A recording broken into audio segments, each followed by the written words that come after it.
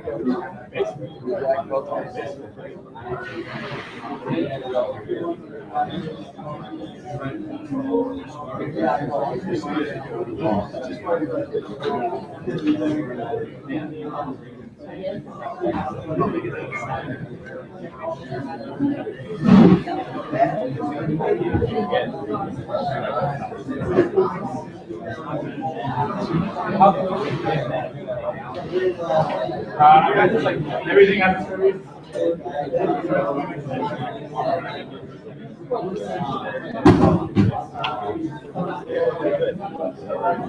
Are you ready?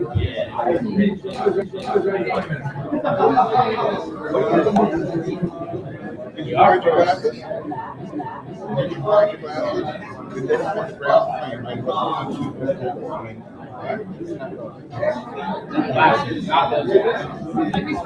This is what I got.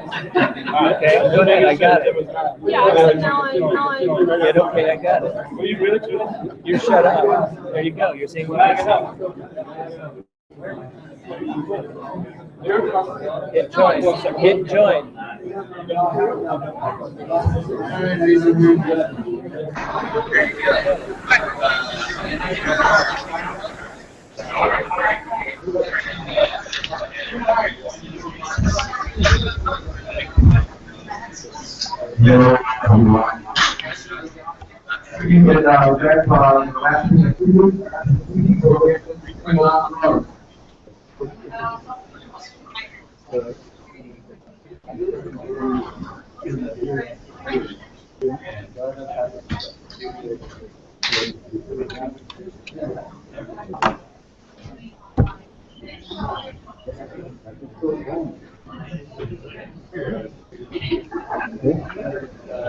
So how are you feeling? Apparently you're not doing well. What did that say? We're doing 500. Yeah, thank you. Every day. So, 15 other groups did this with you this weekend. 1,200 this with you this year. Over 100,000 people a year do this event. Wow. Woo! Let's do a little small part of the larger world, but this is the thing that causes a whole bunch of changes in the world for a lot of people. And sometimes it means that, Darlene, the story of Darlene is that Ashton Kushner put $1 million into it, and 2 people off the Startup Weekend for it ended up sucking into the company, and a guy out of profit got sucked out of the company. So sometimes, magic happens. And I hope it's that magic. And I appreciate all your effort to create that magic. And so we're going to go through the pitches, and then we'll have a Q&A for each of the different ones. And then we'll take the judges downstairs, and we'll talk it out and figure out what's the work of it. And I appreciate your time for doing that.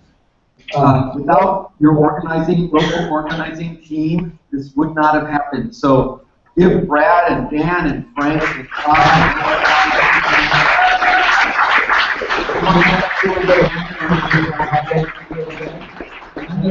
over to Brad. He's going to take it from here. So thank you very much. Okay, so first and foremost, I want you guys to give John an incredibly big hand. Okay?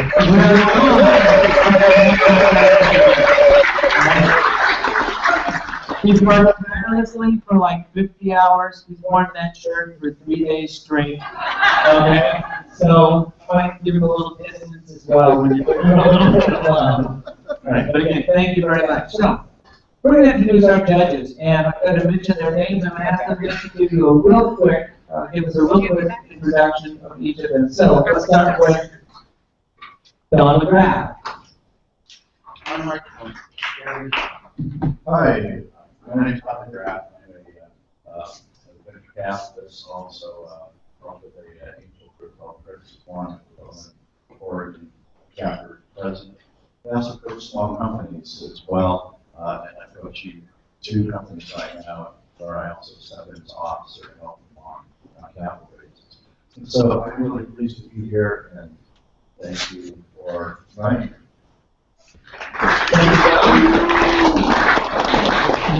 Michael Cheeks. I came into this as an angel investor. I'm a retired orthodontist, and so my background is really very different than most of these people. But about 3 years ago, searching for things to do, I got involved through Dan Whitaker in the Willamette Angel Conference. And then, so this is my 4th year as an angel investor there. I'm in my 2nd year with a Oregon Angel Fund in Portland, which funds about 5 investments a year.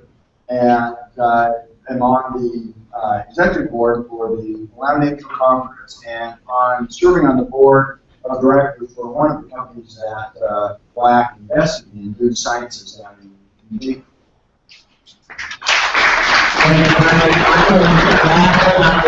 Our family, I think some of you saw last night at dinner. Yeah, I had the pleasure of seeing you briefly over dinner last night. So in addition to my small business development work, I'm from New York, so brief history, Columbia University, owned a software company, got nice exit into an investment bank, helped them form their mortgage business that didn't end so well. They've heard about that. Came out here to around a software company and continuing to invest in that year with Black and other areas. Looking forward to your pitches. Best of luck to you today.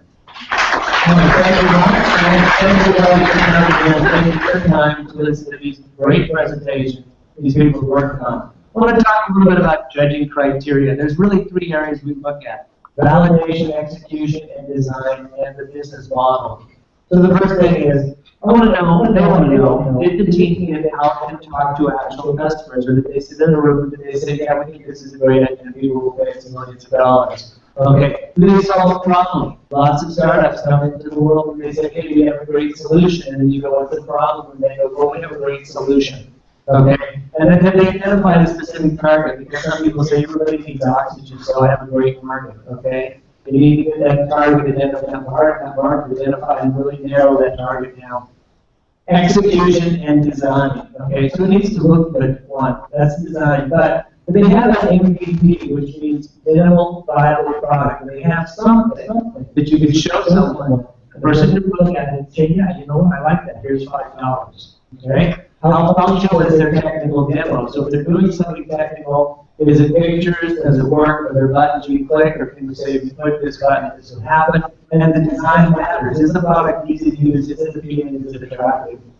And then finally, we get into the business model. You'll see something over here called the business model canvas. And what we talk about is a startup business is really an experiment to see if you have something that can turn into a business. And because it's an experiment, you have to take a scientific approach to it. You use hypotheses and you can test things against that. And you want to do that before someone gives you $50 million, because there are a lot of companies out there that are startups that got a lot of money. They never tested their hypotheses and they kept throwing money at things that didn't work. So how they solve a problem, that's the value proposition. What's in it for the person who's going to give them money? How is the idea unique? Okay? And how will they make this a successful business? So how the pitching works. Every one of these teams gets 5 minutes to pitch their idea, and then there's a Q&A between 3 and 5 minutes after that from the judges. Next thing you're going to be on deck. You're going to be right here, just like the 1-minute pitches. So we're going to do these rapid fire. Look, it's real important. Have fun. You guys in the audience, make sure you're tweeting or Facebooking, you're using the World's Up hashtag. Okay, let people know about this. We're live streaming this on YouTube. Okay, what are the prizes? Okay, first place team is going to get 6 hours of time with Mark and John, who they all know very well, at the OSU Accelerator. They're going to get a first place $300 American Express card. We want them to be part of limited on it, so you can get your business up and running real easily. We only had $300 for you. And that'll pay for some of your expenses. That'll help you with your website expenses or some small thing. And then you get 2 hours of torture with Dan and myself, okay? Second place, you get a $100 express card, and you get 2 hours of torture with Dan and myself. So, it's time to pitch. This is the order we're going to go in. And the numbers seem to be good on this screen. So, it goes, I believe so, in the power habit, root tap, compared out, dropouts, and Wadu. One thing I want to just point out, these guys and gals have been working extremely hard. So let's give them a big round of applause before they get started. Make them feel comfortable, make them feel relaxed. Big round of applause.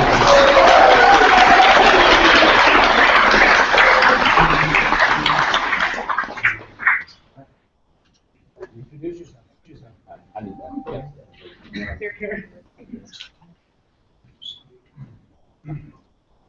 My name is Preston Day. Jacob Barber will be presenting with me as well.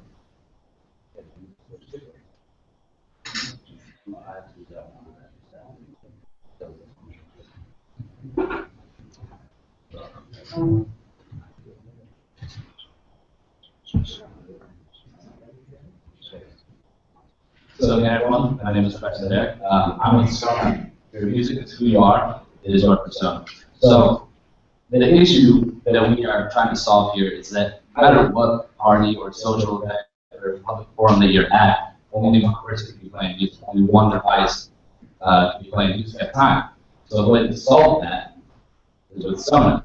It is a jukebox for tomorrow, for today. So the way that it works is you download this app. Let's see what you're going to say first. This is home screen. From there, you have 2 options. We decided make it as simple as we could, because it's simpler than more people are going to use it. So here you have 2 options. You can connect, which is going to take you to this, where you can search through the database of SoundCloud, Spotify, or your local library to choose songs to queue that will be added to the host phone. So host, you click host, and that will take you over here. So the order goes like that. You queue your songs. The value proposition is convenience, choice, and entertainment. So it acts as a meal DJ with no more fighting over songs. Everyone's able to play their songs without having to be connected to the cord. Everyone's choosing what they want, and it's also engaging. So everyone's going through the songs they want. So we surveyed 91 people, ages 16 through 24. Oh yeah, so 16 to 24, they go to an average of 2 social gatherings a week, or host 2 social gatherings a month. 88% of people said they would actually be interested in this. So this is just a chart that shows the ages. 16 to 18 is about 20. 19 to 21 is definitely the most popular market. Those are definitely the people that we're going to be focusing on. So that's a lot of college market people. That's exactly where we're at right now. This is where we're at on Facebook. Right now, as a 430 at 152 people being liked, which is up 7,500% from last week. We have a Twitter, 134 followers. We just got that started today, so we're constantly getting followers. It would be surprised if by the time it's done, we have 10 more followers. All right, so our app is all a freemium model, which means the app itself is free to download, but to access more expensive features, it will cost money. We want to incorporate an in-app currency for special features such as maybe you want to skip a song or bump your song to the top. You can kind of cheat the system more. Based off of our survey we took, we figured out that 21% of those students said they would pay $2.99 for the app. And if we extrapolate that, it's $7,600 in revenue for OSU alone. The first year not great. The currency can be earned by posting generated data to Facebook, like Candy Crush. Credits would be required for social parties. Express songs and like. We also want to have the possibility for ads. The free version of the app is where we're putting up 66% of students at OSU. You kind of confirm that they would download it for free. At half a cent per app view, we figured out to kind of go to $760.60 per month. from revenue goes to students on. Yeah. For our expansion, obviously starting with free now, we expect to be kind of our main base. Premium users will be fewer. And after that, we want to go to commercial. So in restaurants, bars, bowling alleys, anywhere with music where part of the consumer experience is based on that. Lunar Business is our rise of YouTube, which is basically a modern day box. It's a big touch screen. Doesn't function as box.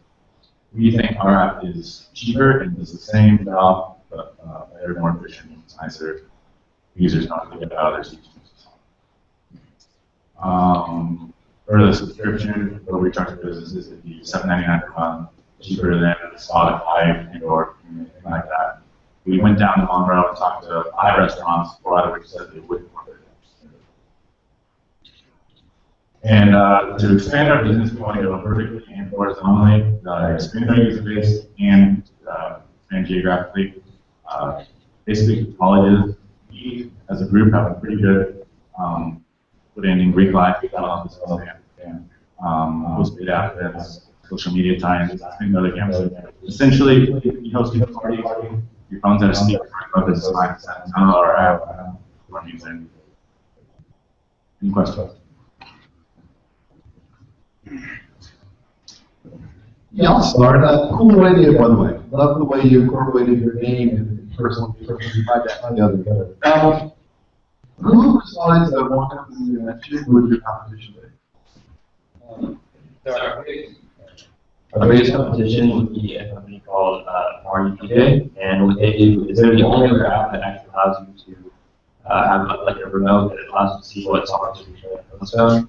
What makes our app competitive is that it actually allows you to stream more music on your phone across your platforms, like Spotify, or SoundCloud, or Fiverr, like and there was another something that included that. What they did is that they used Spotify as their base. They started in 2011, but they never launched because their interface wasn't very attractive. Just continuing on that, we see that no one here is using the app in the market. Have you thought about expanding the concept beyond social events and sharing it with friends? Not really. It's been a busy weekend and we've just kind of been hammering it. Nothing from this social aspect where, you know, you're showing your friends. I know Spotify does that. That's been awful. For instance, no, that's something that be on board.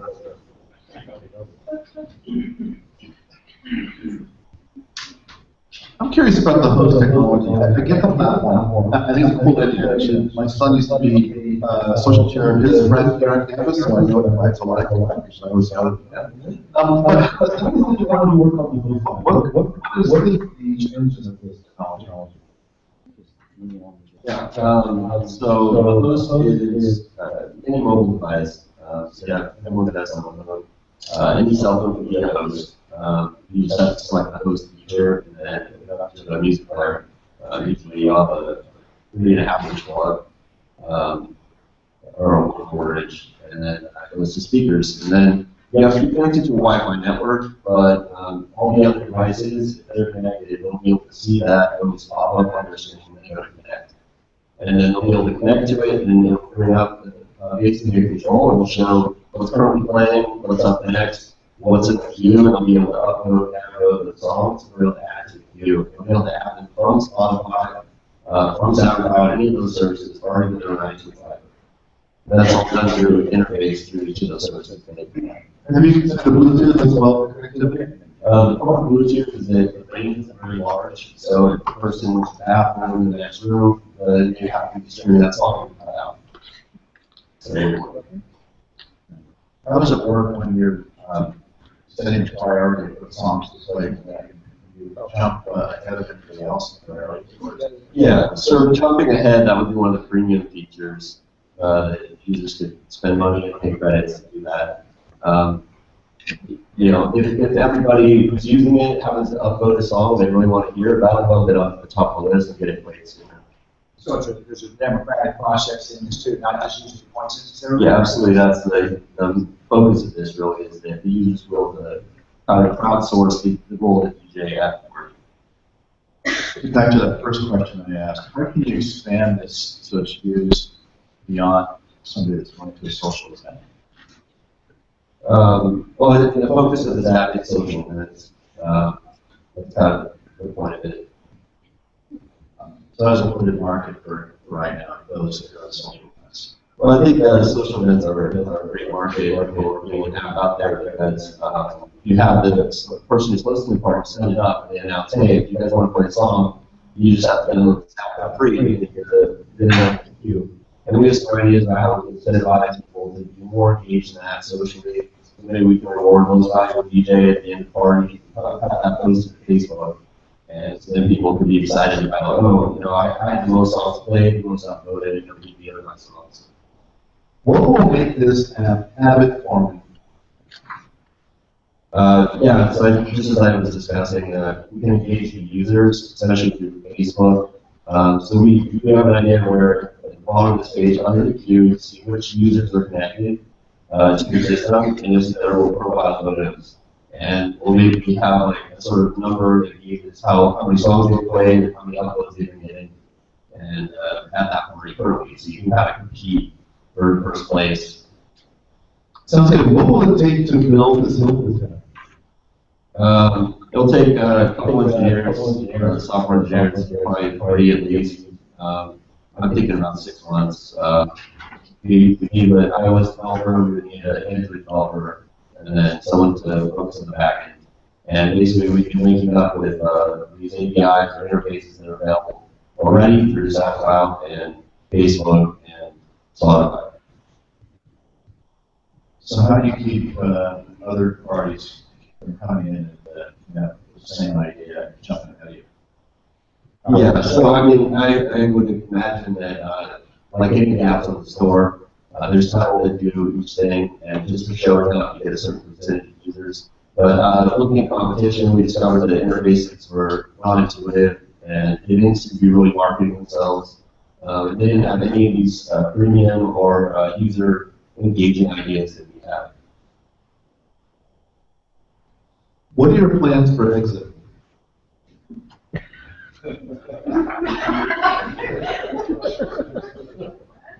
Yeah, just to clarify, it's always helpful in any business venture you're going into to think of more than one way that you can get out of it. So, for example, it could be look at cash flow in Hawaii, maybe you can scale up and sell it, maybe others. Yeah, we were hoping to maybe get acquired by Spotify, another big music platform like that. Oh, sorry, I was going back to Don's question about the individual user experience. What we could do is create a party cooking the university campus itself. So I'm in my dorm room, I can go to the nice full campus associated maybe as long as 1,000 upvotes, right? It'd be sort of like Pandora, but what is listening to has. What kind of costs do you have in development, do you think? You talked about people you need. What have you financially figured out what it's going to cost you? We'd like to consult with someone, but we think it'd be, based on the limited research we were able to do this weekend, about $100 an hour for the engineers, at least 3. And about 6 months of development. I would encourage you to find competent engineers to partner with you so you're not paying out equity on that. Also look at how you might rigorously scope the design work and offshore to a less expensive marketplace. One other question, are there any licensing, songwriter, royalty, or other issues associated with your product? So I did talk to a lawyer, and what he said is that basically it depends on where you're playing it. So if you're playing it in a private environment at that party, it's completely fine because these services like Spotify and SoundCloud already allow that. So all we're really doing is just taking the audio jack out of the equation, just stream. So that's completely fine. But where there would be like fees or issues would be if you're doing a public setting like Spotify. I know And so I'd like different conditions and terms. So they'd have to obey those conditions and terms. How many customers or sites or campuses does it take for you to break even?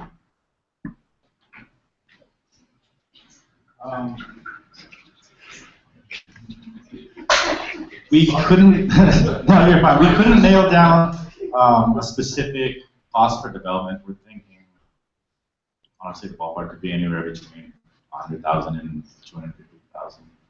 Which none of us are app developers, so. And I know you just started this weekend, and so kudos to you for like getting as far as you have with the cool idea. Just, did you have any thoughts of what it might take to, is it just would just OSU do it? You gotta get the ducks involved as well. Is it going to be 10 campuses, 100 campuses? And to change the focus of the question from a hardcore number question, what would be your plan to get these other universities excited about your product?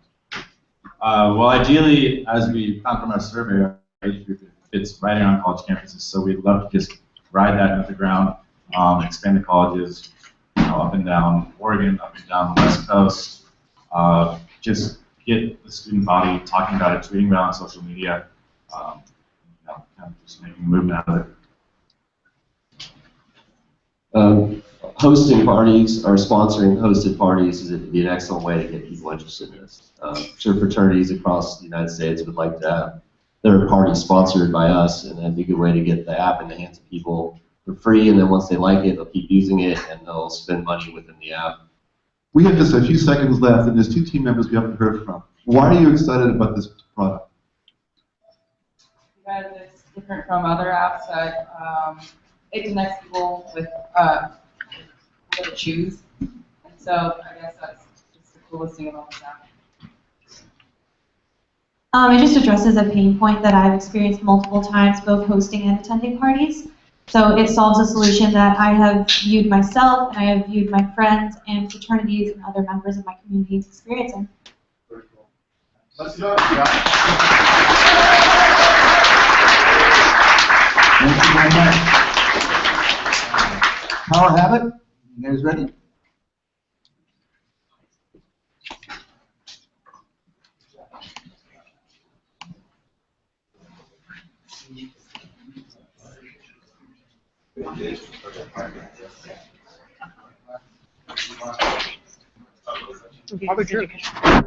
Robert,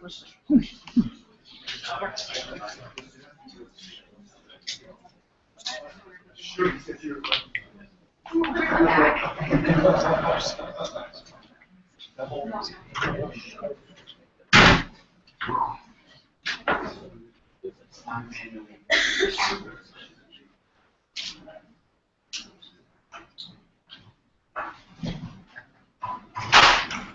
Testing.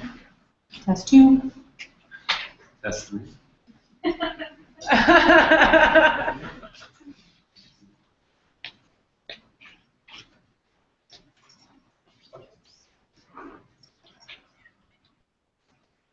You're fine.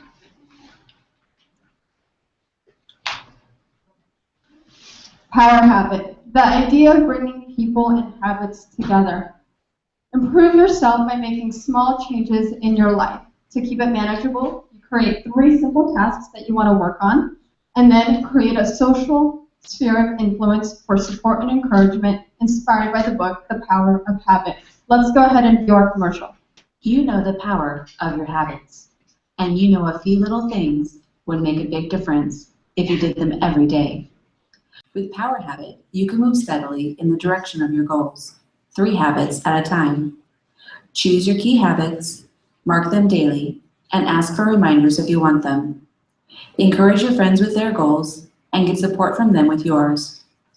Power Habit, 3 steps at a time.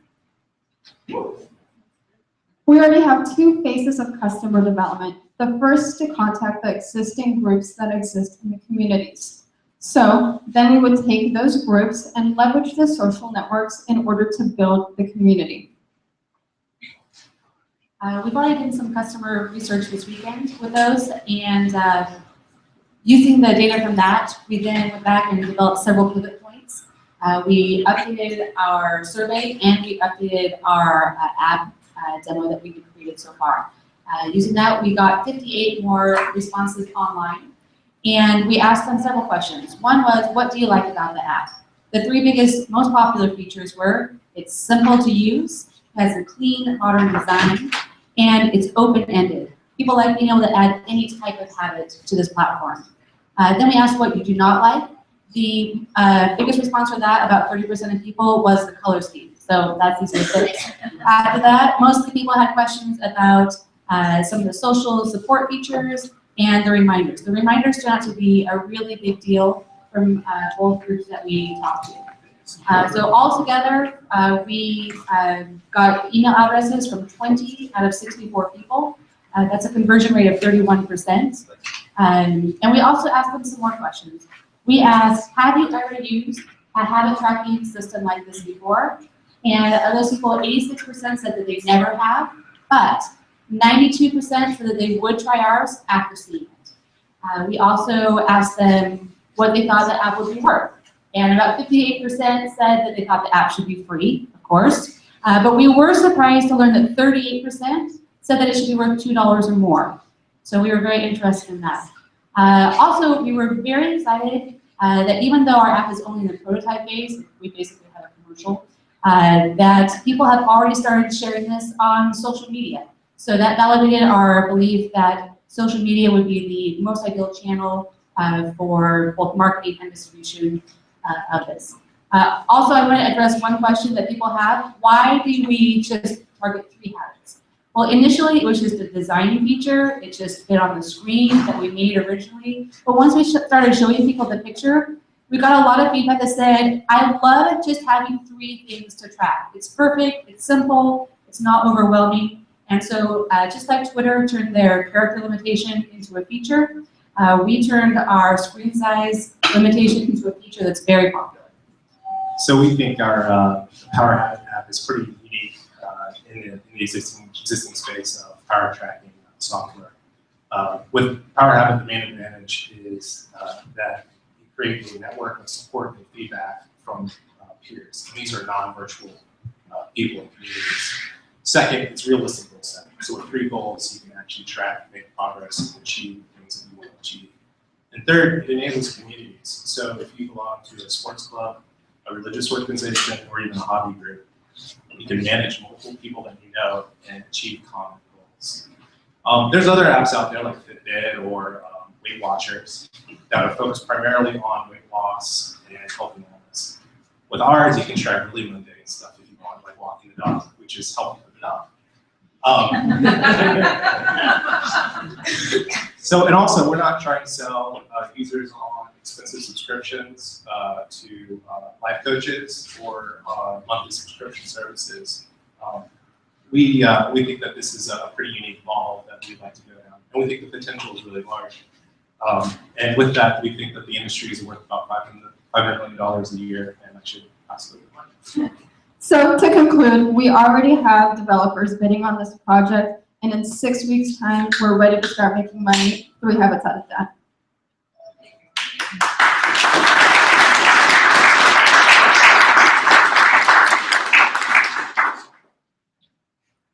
So how do you address the fact that some people, the stigma of sharing your weaknesses with other people, how many people are really going to fall through on that? And then once, what do you think if someone has a failure in meeting some of their goals, if they're going to continue to be willing to risk that failure public possibility?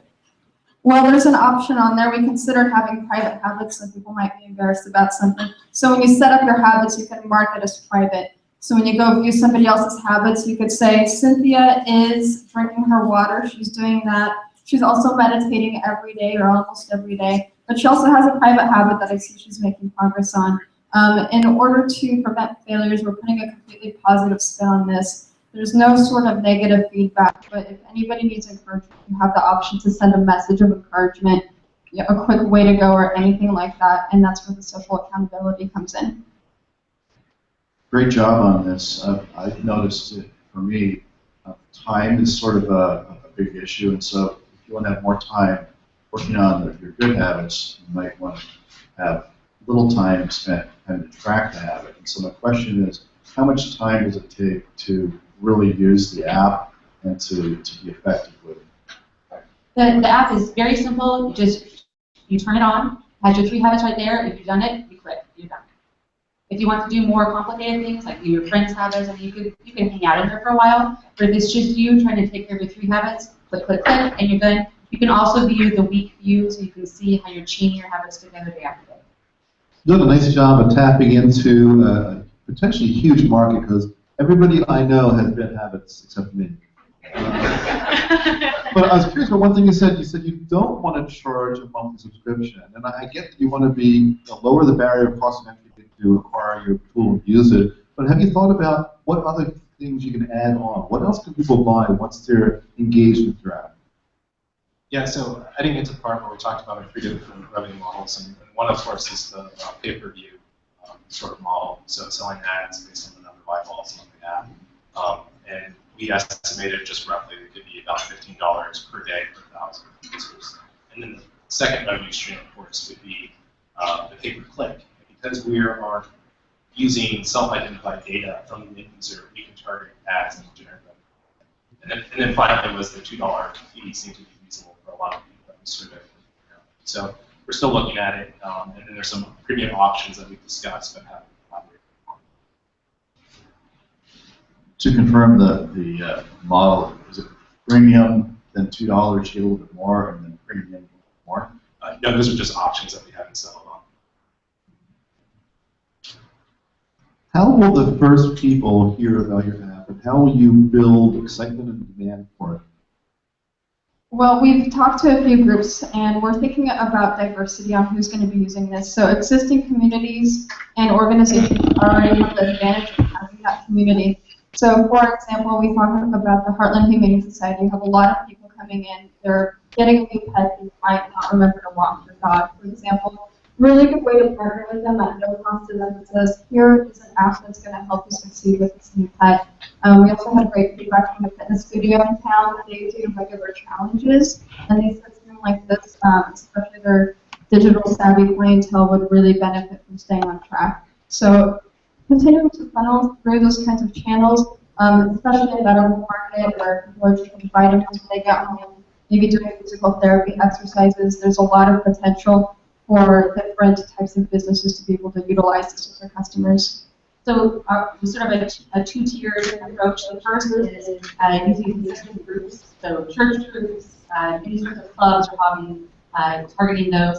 And then the second tier is that those people then invite their other friends into their sphere of influence. So they're kind of doing our work for us at that point to make it very easy to invite your friends in and hang out with them on the staff. So how do you see this as significantly more valuable than someone putting a reminder on the calendar every day and pops up on the phone, on my iPhone, and tells me what to talk? Sure, I don't know about you, but I have a lot of bad habits. And so, for example, I wanted to make a better morning routine, but I have like 12 things I want to do in the morning.